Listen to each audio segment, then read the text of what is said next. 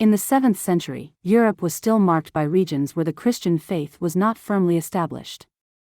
It was in this context that Rupert was born around 650 into a noble family. From a young age, Rupert received a strong Christian formation. He developed great wisdom and a deep spiritual life. He became a bishop and began evangelizing the surrounding regions. His mission was to bring the gospel where it was still little known. Rupert was invited to travel to the region of Salzburg.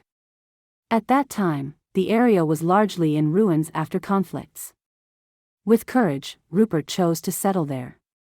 He saw in these ruins an opportunity to rebuild. He began to preach and teach. Gradually, the inhabitants converted and embraced the Christian faith. Rupert founded monasteries and organized Christian life. He established centers of prayer and education. Tradition reports several miracles connected to his mission. Blessings and healings were attributed to his prayers.